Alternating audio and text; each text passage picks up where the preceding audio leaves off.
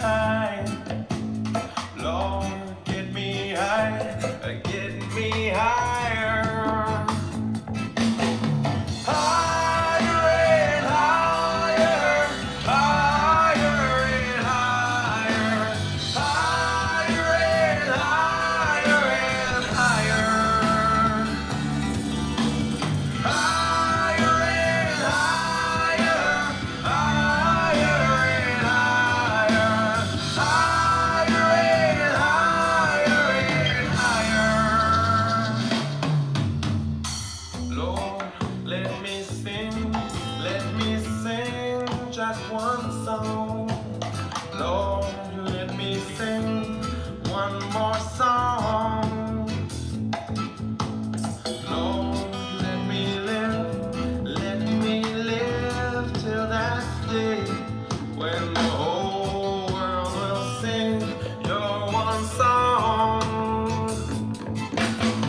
Higher, higher, higher and higher, higher and higher and higher. Good evening. How are you, my holy sisters and brothers? It's great to be with you, learning on a Sunday night. We've got an important and fascinating page of Talmud tonight. It is a key DAF, Megillah 7. Classic story that I've mentioned a couple times. We're going to be covering it tonight. And we're going to address a controversial halacha, many different interpretations of it, but a law that is on the books that come Purim, one is obligated to get intoxicated. So intoxicated that he can't distinguish between blessed is Mordechai and cursed is Haman. Is this possible? Is that really what our sages want, that we should get drunk? And what else can we learn about intoxication? And the title of tonight's show, Entheogens. That may not be a word that everyone is familiar with. This past year, they actually had the first ever Judaism and entheogenic substances summit. It was held sometime over the summer. Entheogens are substances that one ingests in order to have a religious mystical experience. And we'll be talking more about that. It's going to be a fascinating class. Let's light up. Let's light up the darkness. Yeah, it's a new candle. Let's just put it in there. I used to always melt them, but it's a good fit in this candle holder, but maybe I really should do it the right way. Okay, let's light up the darkness. All right, who is with us as we gather to learn a really interesting topic on a Sunday night? By the way, that was the Moshav Band singing Shlomo Carlebach's song, Higher and Higher.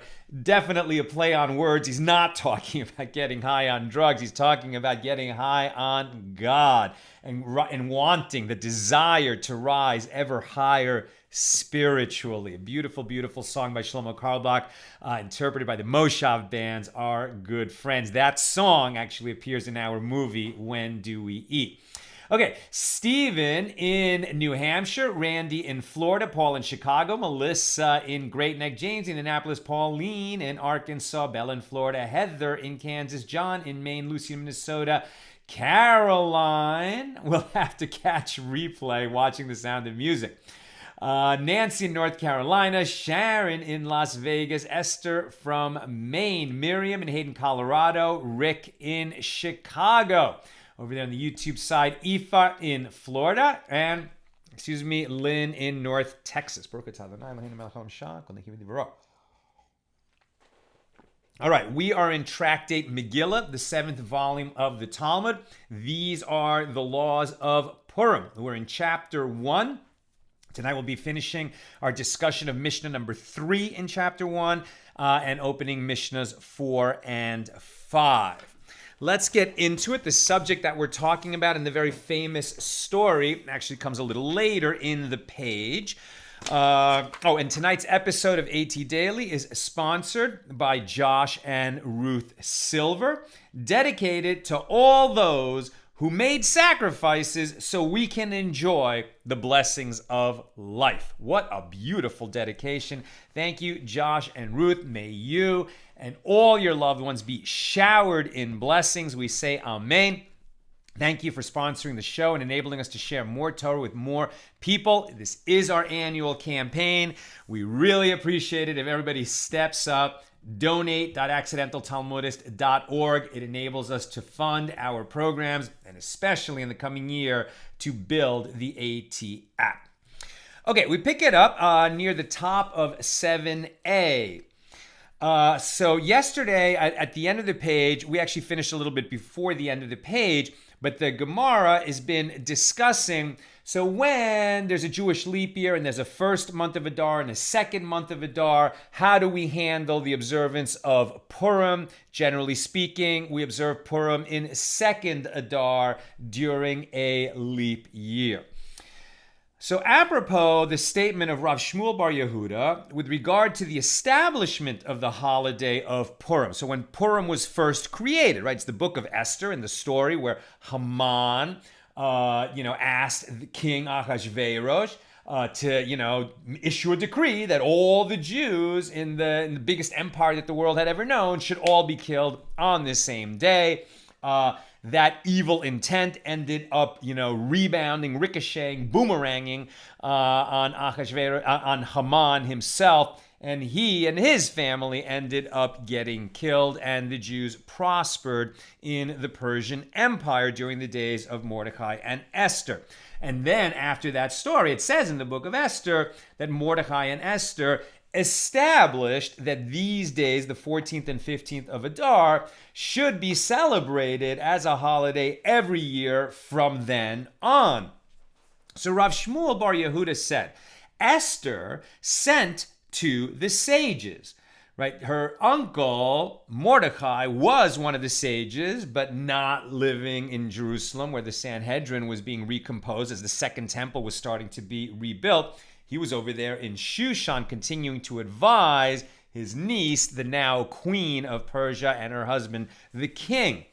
So Esther sent to the sages, establish me for future generations. Esther requested that the observance of Purim and the reading of the Megillah, the Book of Esther, be instituted as an ordinance for all generations. She's asking the sages to declare that this is going to be a halacha, that we're going to observe Purim for all the generations. It didn't exist before. So they sent to her, you will thereby arouse the wrath of the nations upon us, as the Megillah recounts the victory of the Jews over the Gentiles, and it is best not to publicize that victory. So there is a dispute that goes on today, right? Should we just, us Jews, because we're a minority and there's so many Jew haters in the world, should we just keep our nose down and go quietly about our business and not let everyone know, when things go well for us or that we're celebrating, Jewish accomplishments? We should just, keep a low profile, is what the sages sent back to her. She sent back to them, I am already written in the chronicles of the kings of Media and Persia. And so, the Megillah will not publicize anything that is not already known worldwide. Why should we not celebrate this? Why should we be afraid of the opinions of Jew haters when, in fact, these are public events that are well known and is something to celebrate because God's hidden hand was in these events and all the Jews could have died in one day, and instead we didn't and we came out on top. We need to celebrate that, and it's a miracle that we should celebrate every year.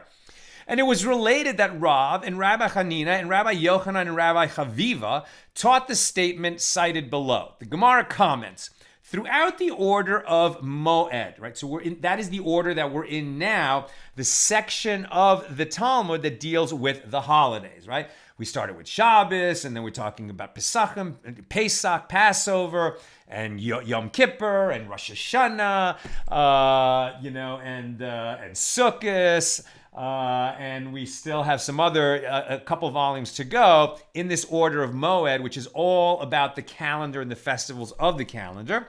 So these sages say, throughout the order of Moed, wherever this latter pair of sages is mentioned, you should exchange Rabbi Yochanan and insert Rabbi Yonasan in his place. So they said, Esther sent to the sages, write for me for future generations, and canonize my book as part of the Bible. Esther said, please make the Book of Esther one of the books of the Bible. This was around the time when the Bible was taking its final shape. And they sent to her that it is written, have I not written for you 3 times, Proverbs 22:20, indicating that Israel's battle with Amalek, right? And Haman is understood to be a descendant of Amalek.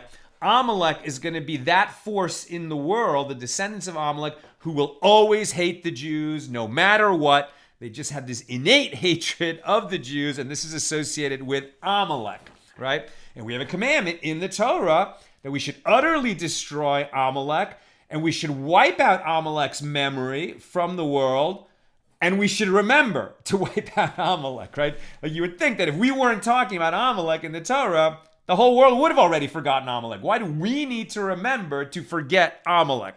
That's a subject for another day.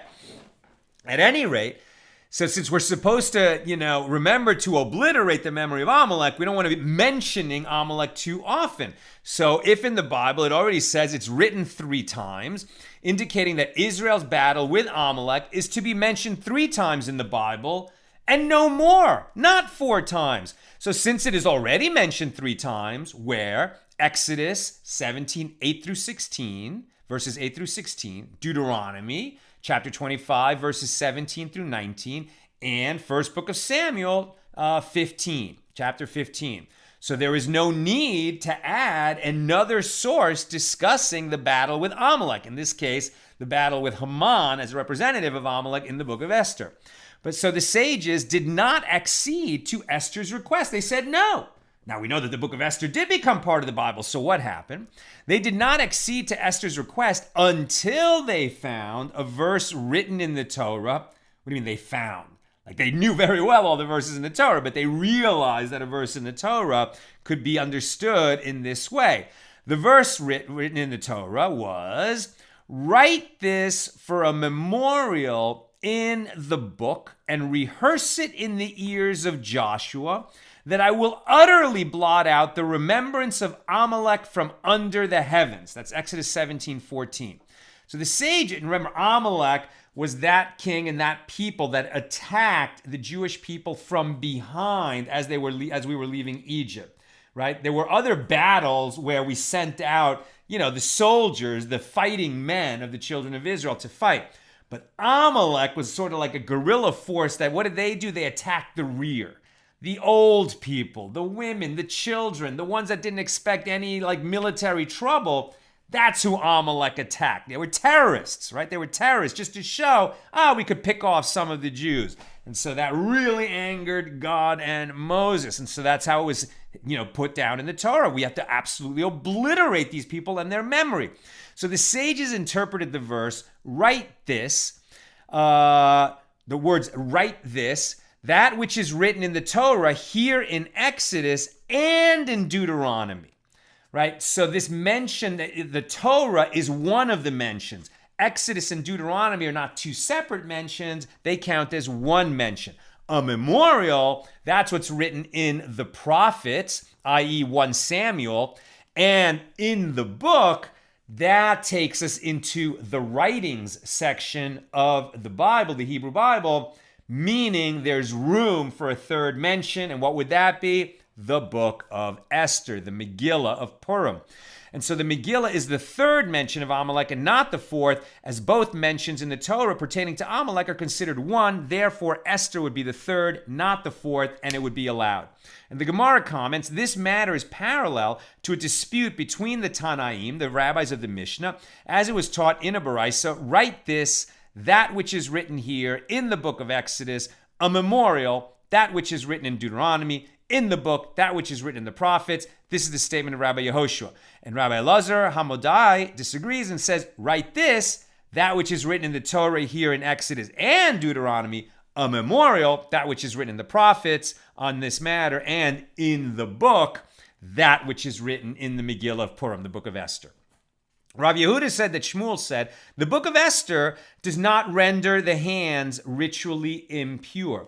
A Torah scroll does. Isn't that? It's one of the great ironies, right? That a Torah scroll is the holiest thing in Judaism, but if you touch it, your hands become ritually impure. It doesn't matter that much these days because the Holy Temple is not standing, and we don't have the ashes of the red heifer, etc. And so we almost consider like the whole world is ritually impure. But when the temple is rebuilt after Mashiach comes, so then these things will matter. And if you touch a Torah scroll, you would have to go through a purification process before you enter the temple.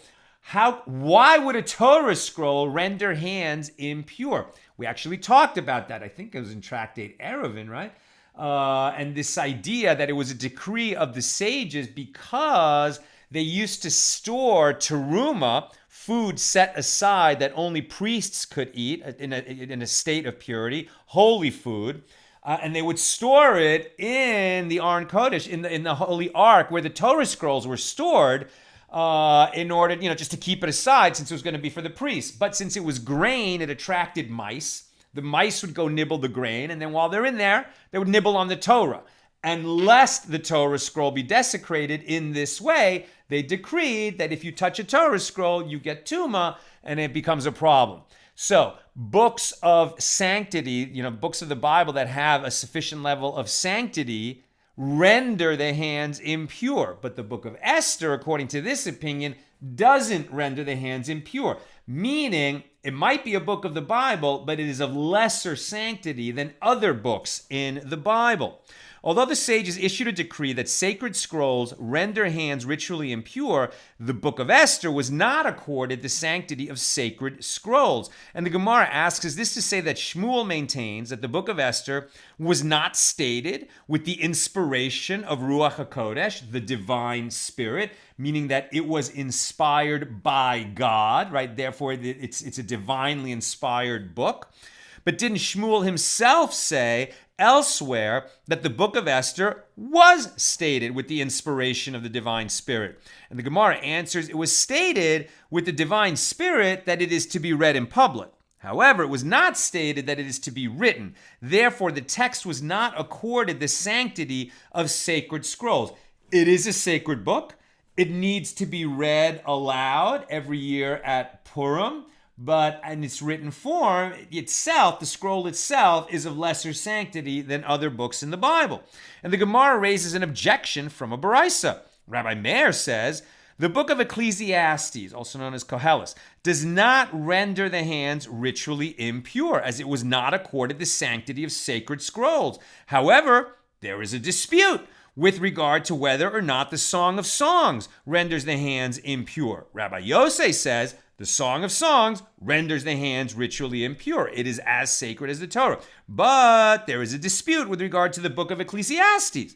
Rabbi Shimon says the ruling with regard to Ecclesiastes is among the leniencies of Beis Shammai and among the stringencies of Beis Hillel. Usually Beis Hillel is lenient, Beis Hillel is stringent, Beis Shammai is stringent, but not with regard to the sanctity of the book of Ecclesiastes, whether it renders the hands impure.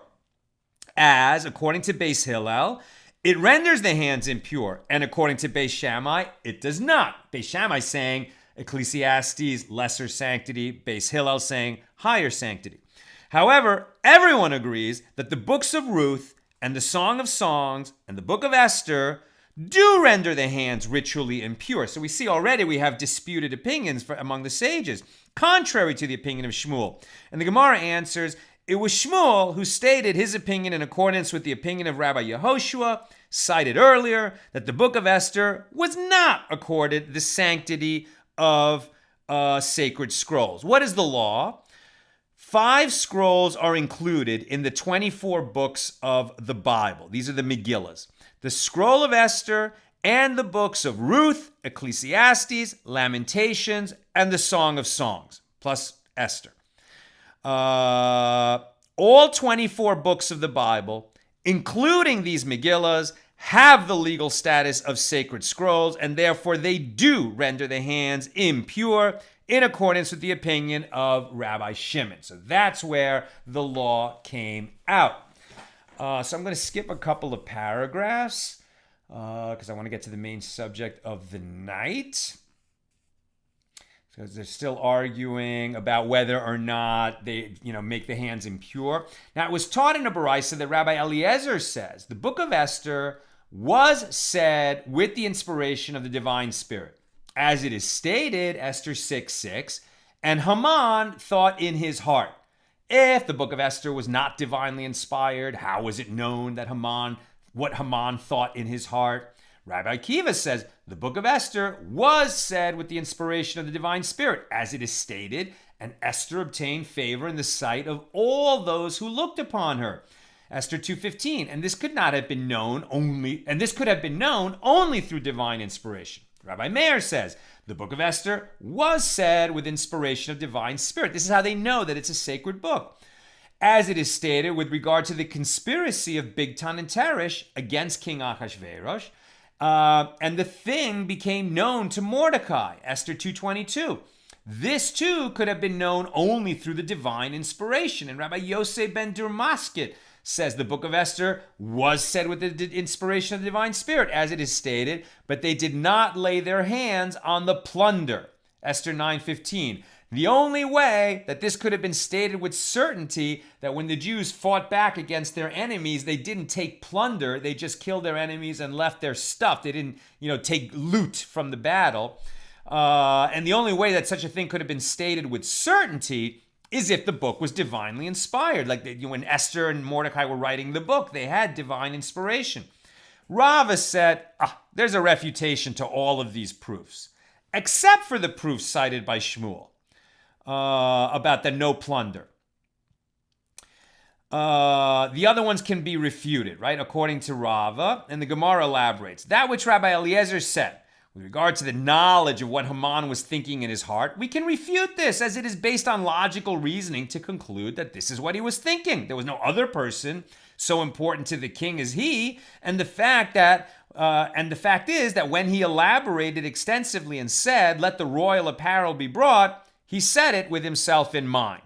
That which Rabbi Akiva said with regard to the knowledge that Esther found favor in the eyes of everybody, well, perhaps it can be understood and refuted in accordance with the opinion of Rabbi Elazar, who said, this teaches us that she appeared to each and every one as one of his nation. And they expressed that sentiment aloud, right? Everyone laid claim to Esther, she's one of us, right?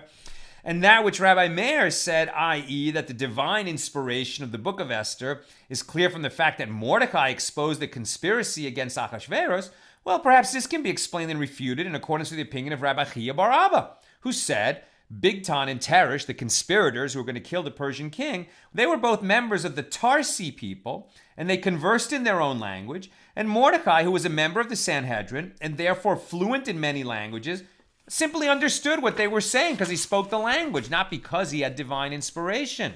And that which Rabbi Yosef ben Durmasket said with regard to the knowledge that no spoils were taken, well, perhaps this can be explained and refuted by the fact that they dispatched messengers who informed them of the situation. However, with regard to Shmuel's proof, from the fact that they confirmed above, skip Shmuel's proof. Shmuel said, skip that paragraph.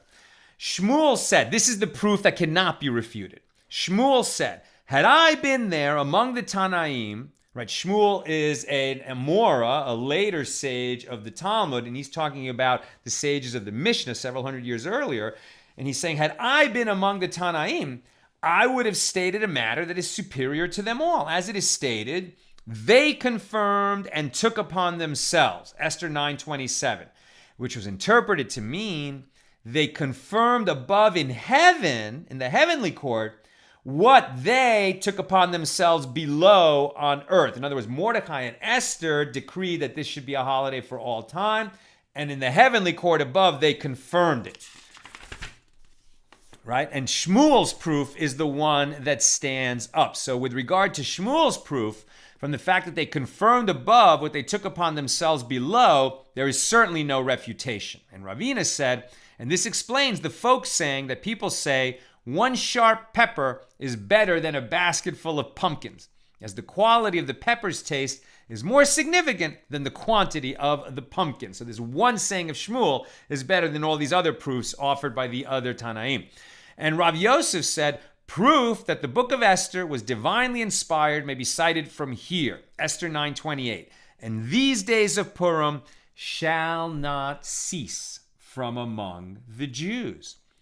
An assertion that could have been made only with divine inspiration. How can you say that it will never cease? Who knows what's going to happen in the future? For them to be able to say that and say it truthfully, they must have had divine inspiration. And Rav Nachman Bar Yitzchak said, proof may be cited from here at the end of the verse, nor the memorial of them perish from their seed. Same idea.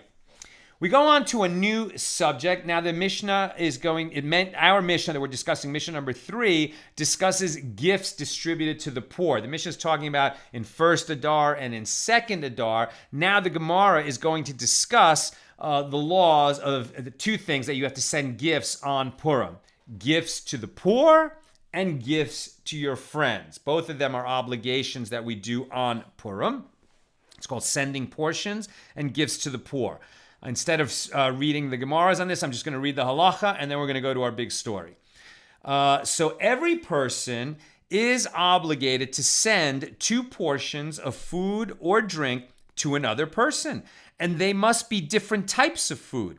Merely giving a quarter log of drink or an olive bulk of food is not sufficient. Rather, it is appropriate to give generous portions. And that's why, we have a custom in the Jewish world that as Purim is approaching, we send gifts to one another, nice gift baskets, nice assortment of goodies for your friends. You're fulfilling this mitzvah.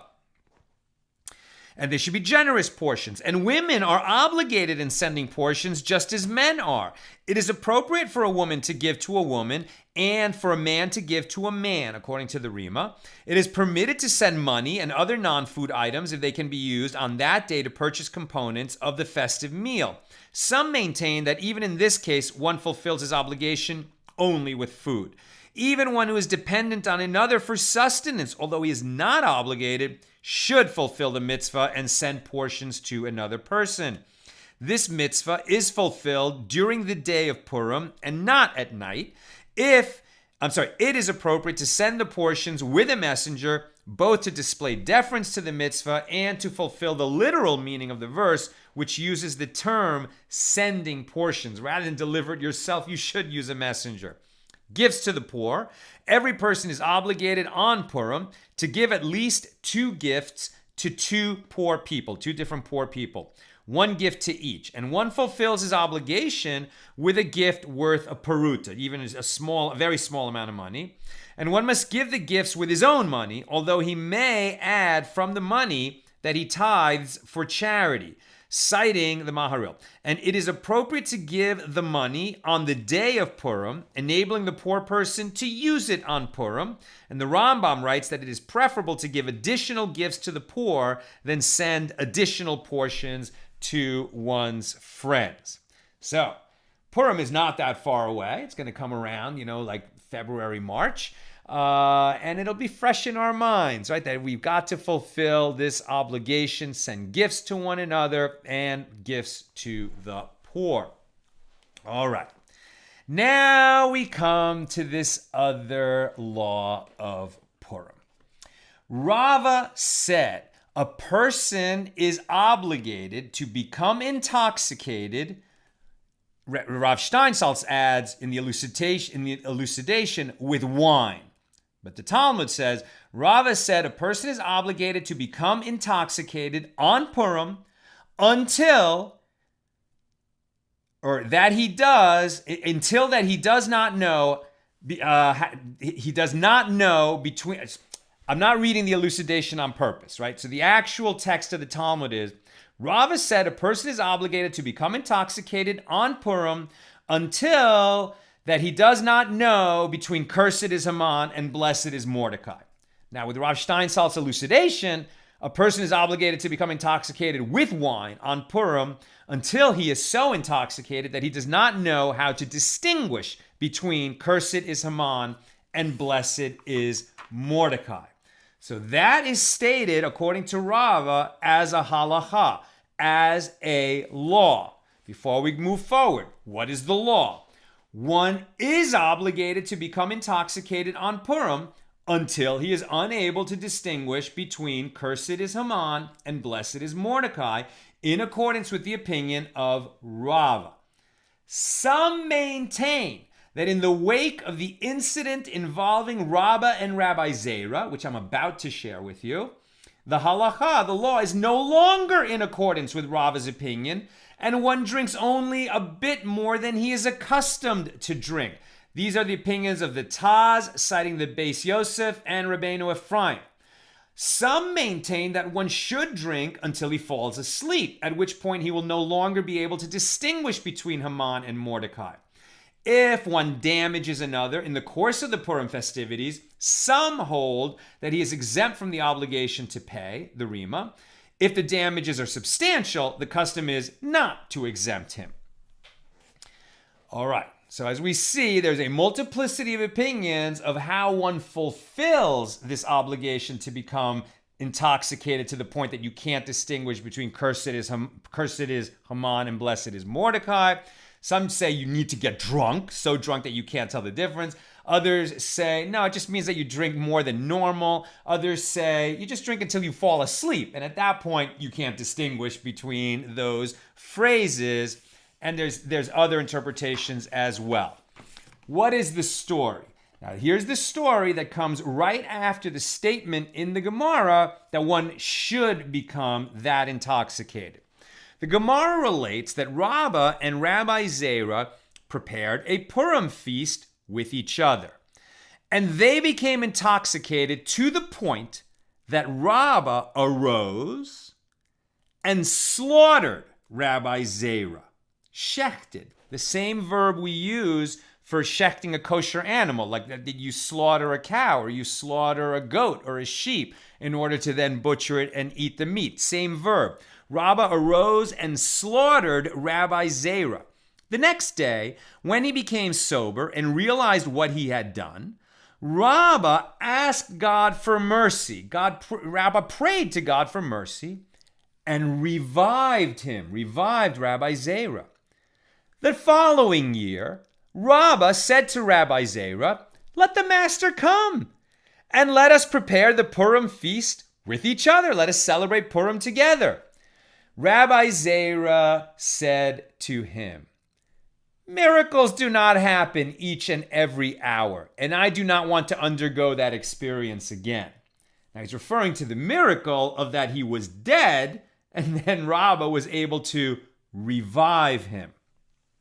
Okay, so before we go on, this is a very troubling passage, right? Now, I had the zechus to study this passage with my dear friend, Rabbi Shlomo Schwartz, known as Schwartzy, and we studied this as a chavrusa together, and then he brought this book to my attention, Beacons on the Talmud's Sea.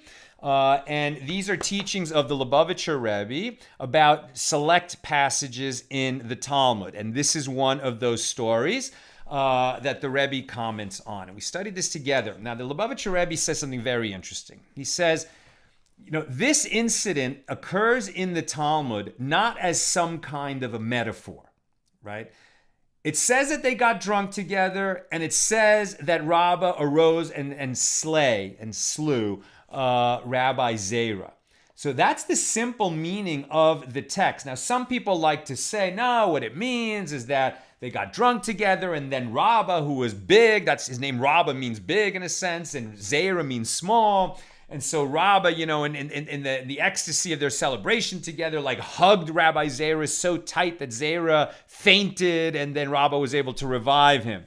Says the Rebbe, no, that nice interpretation, but that does not respect the literal meaning of our phrase. So says the Rebbe, we have to figure out how to understand this story so that it satisfies two conditions. One is, it's true.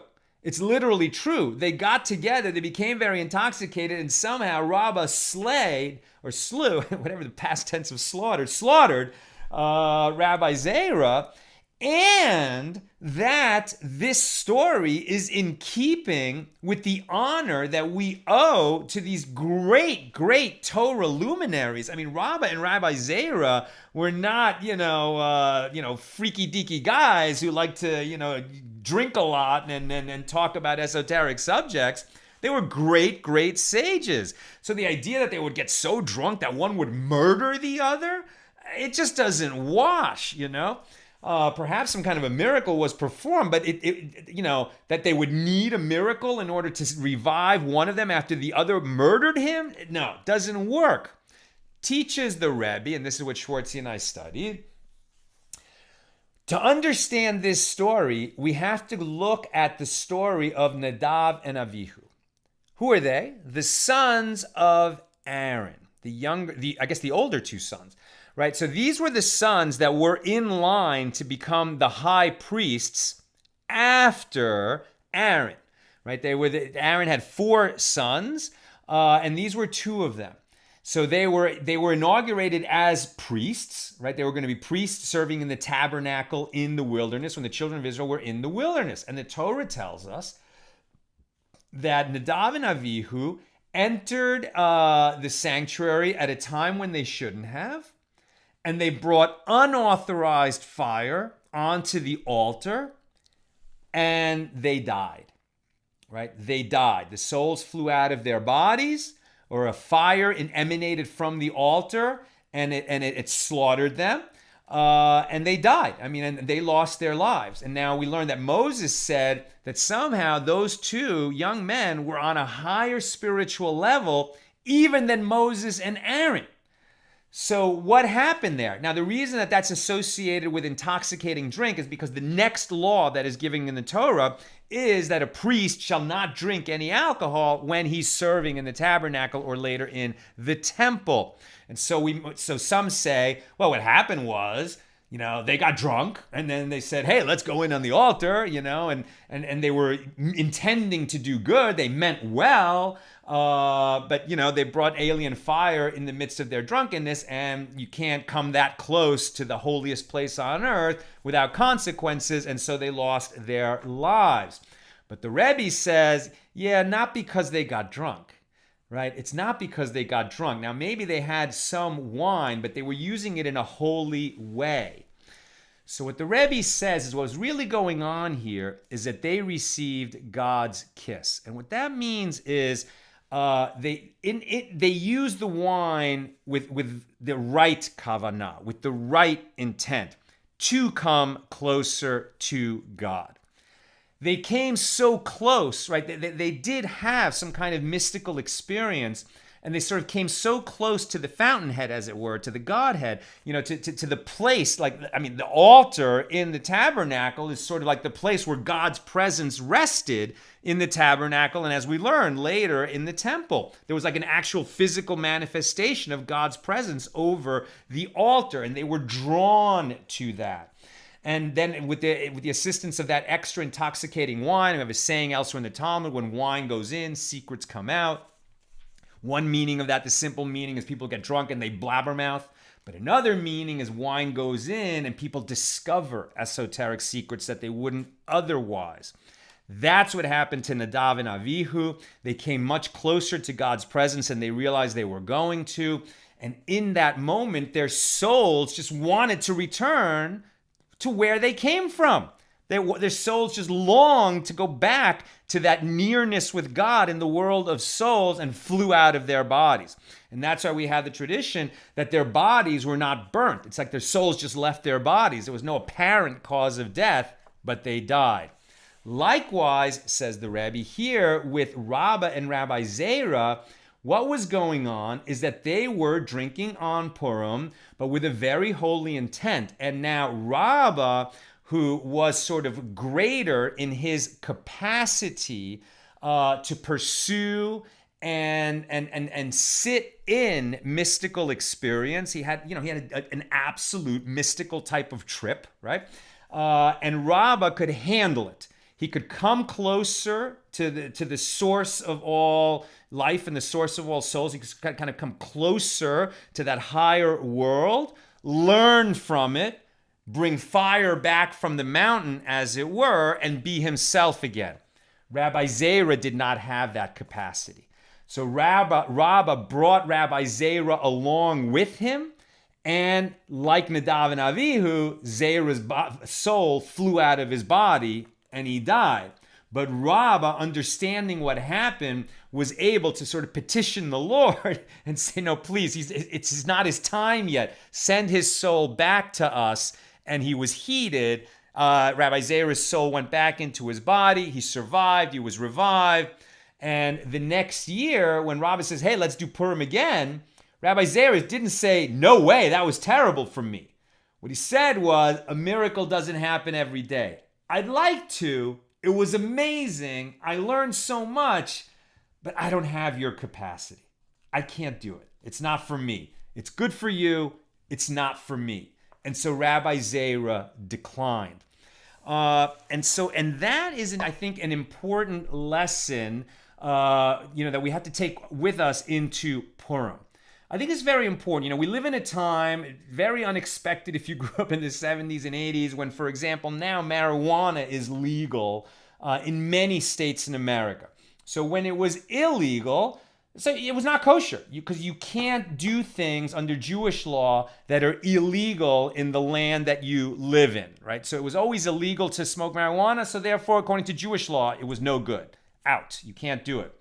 Now it's legal, so maybe that question could be reopened. Now, Moshe Feinstein, the great, halakhic rabbi of the 20th century, he issued a teshuvah and said, no, marijuana is a no-no. Now, when he was writing that, it was illegal, but he cited other reasons.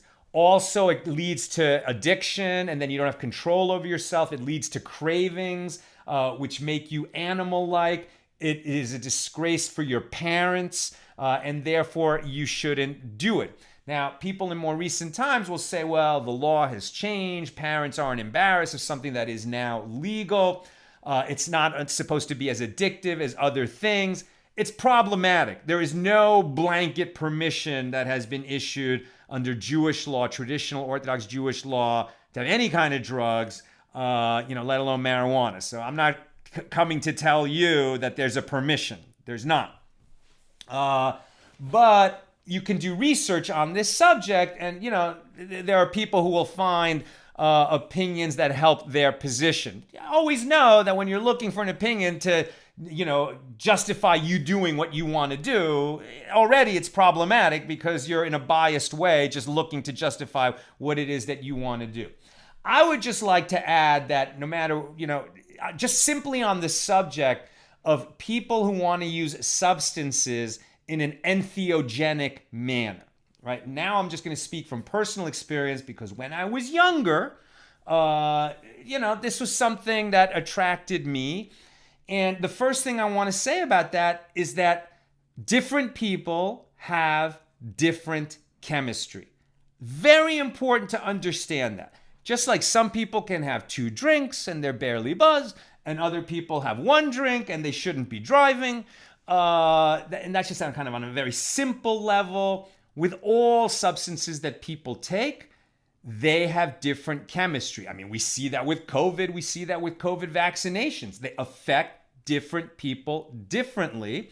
And so, 2 people could smoke the same marijuana. One of them is just like, just wants to laugh and be buzzed and, watch Animal House or whatever. And the other one wants to unravel the secrets of the universe, and he's energized. And he wants to talk about matters of faith and matters of higher worlds and higher spirituality. Now, those 2 people might have ingested the same substance. They're having a very different experience.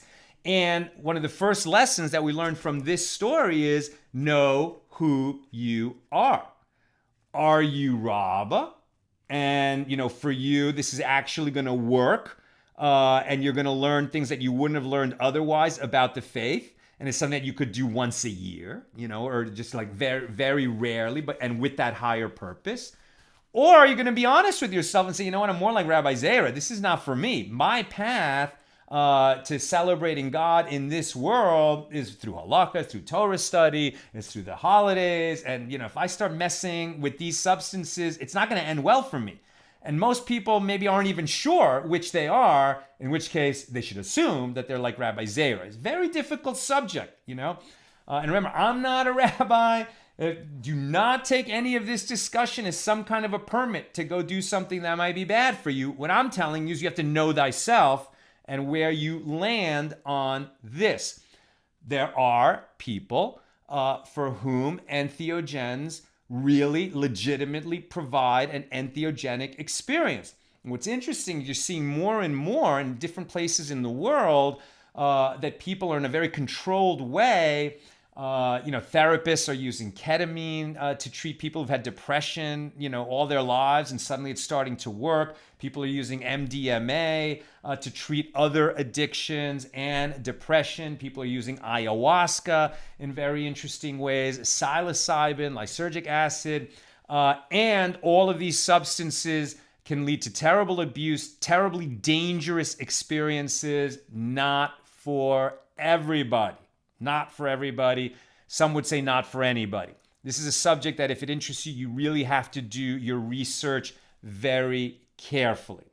Where we're going to leave it is interesting that one after the other here in the Talmud, first we're told a person should get intoxicated on Purim to a degree that he can't distinguish between those two phrases. Blessed is Mordecai and cursed is Haman. And then right after is a story that seems to illustrate why you shouldn't do that, right? And that's why there's some opinions that say, well, it was not settled that became the law. It did become the law. It's in the Shulchan Aruch, but there's different ways to understand what that means. One of them is that the gematria, the numerical value of the letters, cursed is Haman and blessed is Mordecai, have the same value. And one should just drink enough so that, you can't work out the numerology of the values of the letters and add them up to see that they're equal. That's a low bar. One drink and you may not be able to work out that math. So, different understandings of this. But for people interested in this subject, this is the home address that you come to, Megillah 7b. And this story of RABBA and Rabbi ZEIRA. To complete our discussion of this Mishna, RABBA said a Purim feast that one ate at night does not fulfill his obligation. What is the reason? Days of feasting and gladness is written, i.e. days and not nights. And the Gemara relates, Rav Ashi was sitting before Rav Kahana, his teacher, on Purim, and it grew dark.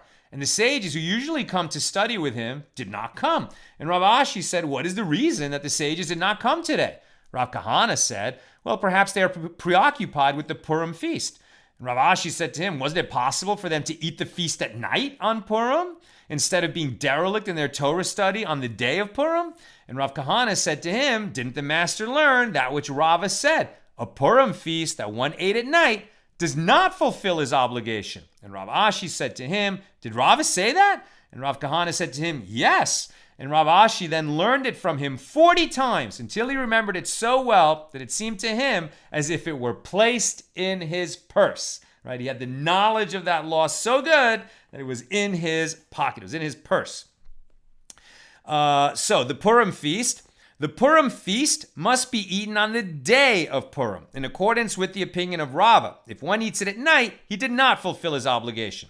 The custom is to eat the Purim feast after the afternoon prayer. However, it is appropriate that most of the feast be eaten before nightfall. If Purim occurs on Friday, one eats the Purim feast in the morning, so because it doesn't bump into Shabbos and Shabbos preparation. And some hold that the feast should always be before the afternoon prayer. Okay, now there's two more Mishnas on our page, but the hour is late. And what's interesting about these Mishnas is they're not related to Purim at all. Since the third Mishnah here in chapter 1 talked about the difference between celebrating Purim in the first Adar versus the second Adar in a leap year, now we have two Mishnas that are also structured like this, the difference between. And they're just short Mishnas. The difference between festivals and Shabbos with regard to the labor prohibited on those days is only in preparing food alone. It is permitted to cook and bake in order to prepare food on a festival. However, on Shabbos, it is prohibited. Every other kind of work is prohibited both on Shabbos and on festivals. And we studied that several times before in Tractate Shabbos and elsewhere, so we don't really need to go into the Gemara on that Mishna. And Mishnah number 5, the difference between Shabbos and the difference between Shabbos and Yom Kippur with regard to the labor prohibited on those days is only that in this case, i.e. Shabbos, its intentional desecration is punishable at the hand of man. In other words, he is stoned by a court based on the testimony of witnesses who forewarned the transgressor. They said to him, if you violate Shabbos, you're liable to the death penalty. And then he does it right away after they warned him, and there were 2 witnesses, and they came to the court and they testified against him. Then the court could actually issue a death sentence. And in that case, i.e. Yom Kippur, its intentional desecration is punishable at the hand of God with kares, meaning you might have warned him, and he might have done it right away after the warning, and there might have been 2 witnesses, but he is not punishable, even though that it's equally a transgression that you can't do work on Yom Kippur like you can't on Shabbos. But if you do, you're punished with kares, death at the hands of the heavenly court, excision, meaning an early death or something like that. And skipping a couple paragraphs, we learn there in a Mishnah in Makos 23a, all those liable to receive kares, death at the hands of the heavenly court, but who were flogged in an earthly court were exempted from their kares.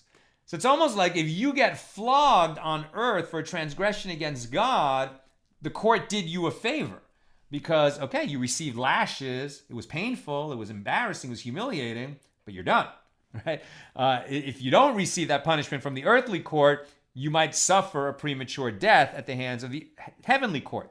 Most transgressors are liable to receive kares for violating prohibitions that are punishable by flogging. If they are flogged, they are exempt from kares. As it is stated with regard to one liable to receive lashes, then your brother shall be dishonored before you. Deuteronomy 25:3, indicating that once he was flogged, he is like your brother, and his sins have been pardoned. And this is the statement of Rabbi Hanani ben Gamliel. And Rabbi Yochanan said Rabbi Hanani ben Gamliel's colleagues disagree with him on this issue, but where did the law come out? And then I'm going to just read these 2 halachas and go to your questions. Shabbos and Yom Kippur, for all labors for which one is liable to be stoned on Shabbos, one is liable to receive kares if he does them on Yom Kippur. All actions prohibited by rabbinic law on Shabbos are similarly prohibited on Yom Kippur, although one who performs them is exempt from punishment. There is an additional difference between labor performed on Shabbos and labor performed on Yom Kippur with regard to damage caused to the property of another person while performing a prohibited labor. For example, burning another's field. On Yom Kippur, he is obligated to pay for the damage. On Shabbos, he is exempt, as the law is ruled contrary to the opinion of Rabbi Nechunya ben Hakana, who rules that he is exempt from payment on Yom Kippur as well.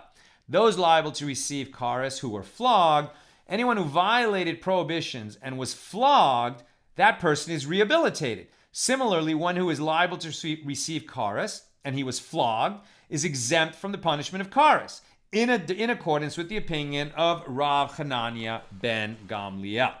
Okay, that's what we got today. Perhaps there will be some questions.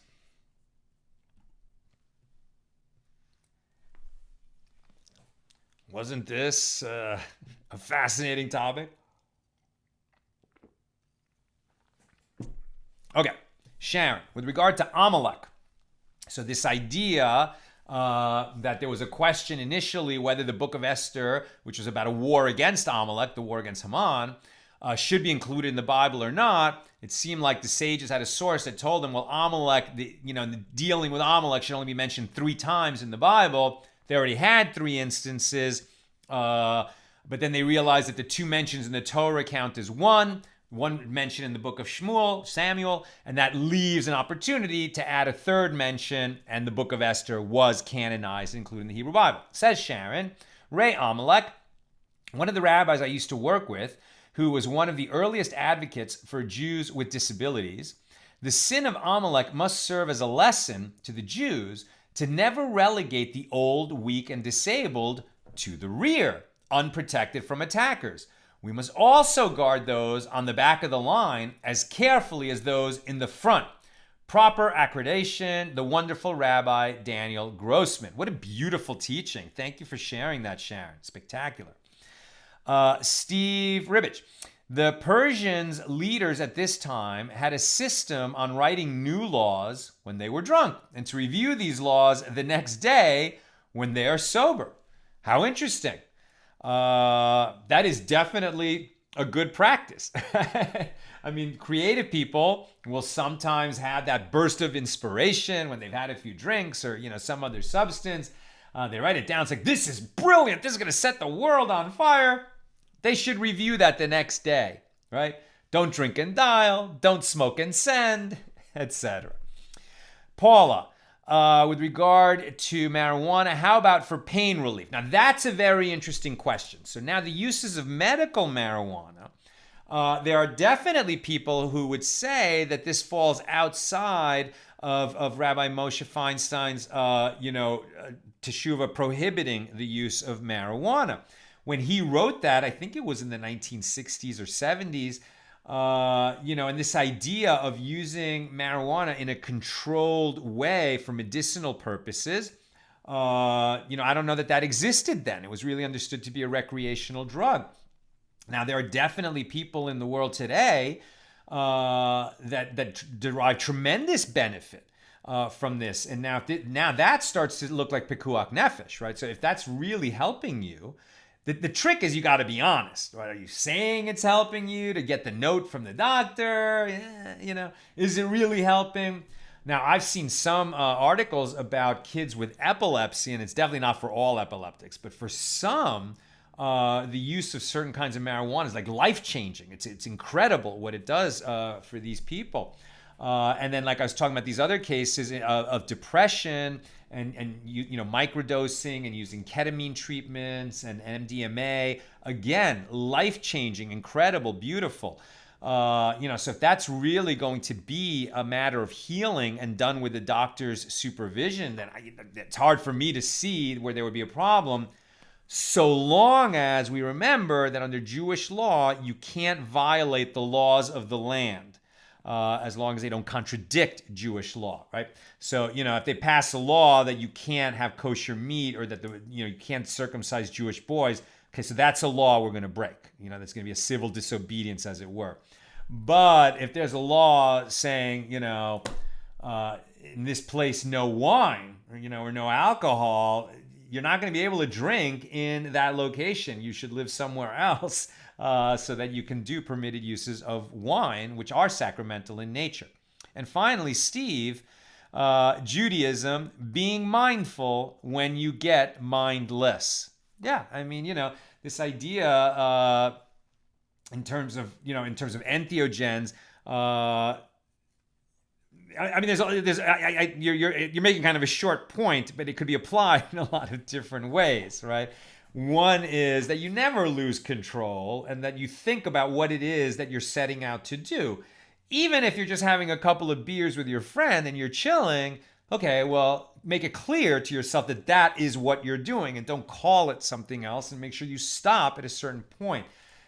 Being lewd, being out of control, becoming a danger or a pestilence to others because of your intoxication, that's way out of order, and definitely contradicts halacha. Okay, that's what I've got for us today. I hope you enjoyed this discussion. No class tomorrow. I'm doing an appearance, giving a talk for a group, so I won't be available. So with God's help, we'll meet again on Tuesday at the regular time, 6 p.m. Pacific, and do a double DAF for pages 8 and 9 of Tractate Megillah. Have a terrific evening.